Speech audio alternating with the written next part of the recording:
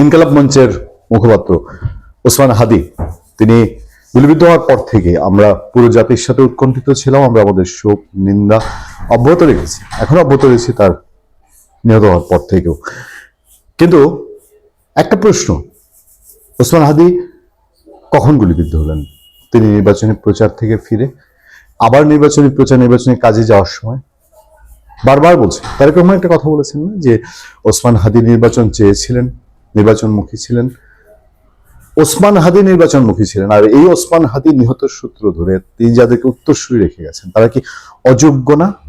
তারা কি তার দিকে দিগ্ভ্রষ্ট না? তার থেকে যদি ওসমান হাদির আদর্শ তারা মেনে থাকে, সেই লোকটা নির্বাচনের জন্য তার জীবন দিলেন, তারই অনুসারীরা এখন বলছে তার এটার বিচার না হলে নির্বাচন হবে না।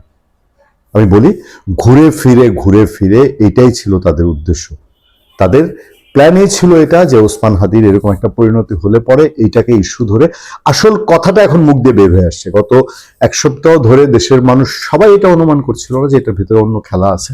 খেলাটা এইটাই যে এইসবের মধ্যে দিয়ে নির্বাচনটাকে ভণ্ডুল করা, বানচাল করা। নির্বাচন কারা চায় না? সারা দেশে আলোচনা হয়, নির্বাচন চায় না জামাত ইসলামী, চায় না নির্বাচন, চায় না এনসিপি, চায় না নির্বাচন, চায় না সমন্বয়করা, চায় না বৈষম্য বিরোধীরা, চায় না। কারণ নির্বাচন হলে পরে নির্বাচিত সরকার বলতে কি, ধরেন সোজা সবটাই বলি, যদি বিএনপি রাতে ক্ষমতা যায়, এদের আর ভাত থাকবে, খাবার থাকবে, এদের কেউ গুনবে? আপনাদেরকে বলে দিই, আর 2টা মাস পরে যত মিডিয়া এই লোকগুলো দেখেন না, আপনার কত কত মুখ, এদের পেছনে যে মাইক্রোফোন নিয়ে দৌড়ায় না, দেখবেন কয়টা মিডিয়া দৌড়ায়, সেখানেই প্রমাণ হয়ে যাবে।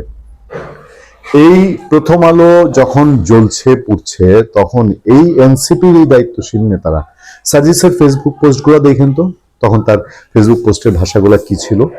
সেগুলো কি এই হামলাকারীদেরকে পরিচালনা যোগায় না? সে কি একবারও তখন রিকোয়েস্ট করেছিল আপনারা এগুলো করবেন না, আমাদের এখানে দায় নাই? কয়েক ঘন্টা ধরে তো এসব চলেছে, এই যজ্ঞ কয়েক ঘন্টা ধরে চলেছে। এখন ওসমান হাদির মৃত্যু পরবর্তী উঠল স্বরাষ্ট্রমন্ত্রী, আমি এর আগেও বলছিলাম আপনাদেরকে যে স্বরাষ্ট্রমন্ত্রীর পদত্যাগের দাবি উঠেছে, তারপরে XYZ, শেষ পর্যন্ত মূল দাবিটা তুলবে। সেই মূল দাবিটা তুলেছে, দেখেন তারা কোথায় গেছে। ওসমান হাদির বিচার নিশ্চিত না করে নির্বাচন হবে না, ইনকিলাব মঞ্চ। বিক্ষোভ পরবর্তী সময়ে আমরা কর্মসূচি ঘোষণা করব যে এই সরকারের সঙ্গে আমরা রয়েছি নাকি এই সরকার পতনের আন্দোলন আমরা ইনকিলাব মঞ্চের মাধ্যমে শুরু করব।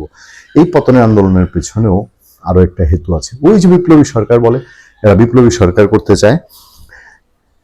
ত্রয়োদশ সংসদ নির্বাচন ও গণভোটের আগেই ইনকিলাব মঞ্চের আহ্বায়ক ওসমান হাদি হত্যার বিচার নিশ্চিত করার দাবি জানিয়েছে প্ল্যাটফর্মটির সদস্য সচিব আব্দুল্লাহ আল জাবের।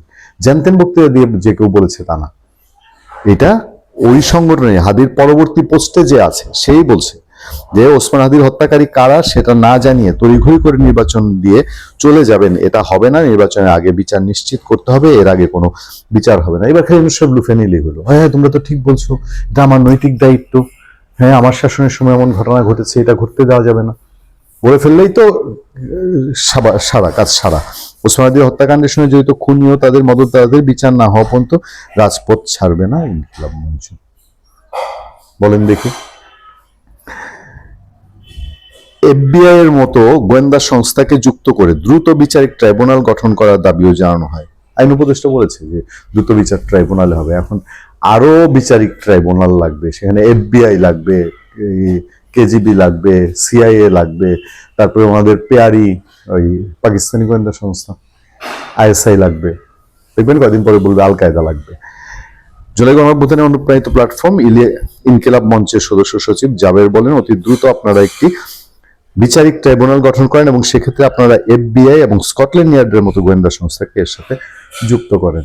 কোথায় যুক্ত করবে? যারা করছে তাদেরকে তো পার করে দিচ্ছে দেশ থেকে, সবাই তো এই কথাই বলে। দেখ, সেই যে মূল জায়গায় গেছে, নির্বাচন আসতেছে, তারেক রহমান আসতে আর 3 দিন বাকি, নির্বাচন আসতে আরো 1-1.5 মাস বাকি, সেই সময়ের মধ্যে আরো কত খেলা শুরু হবে। ভালো থাকবেন, সুস্থ থাকবেন, আপনার সাথে আমি আতিক রহমান, পূর্ণিয়া।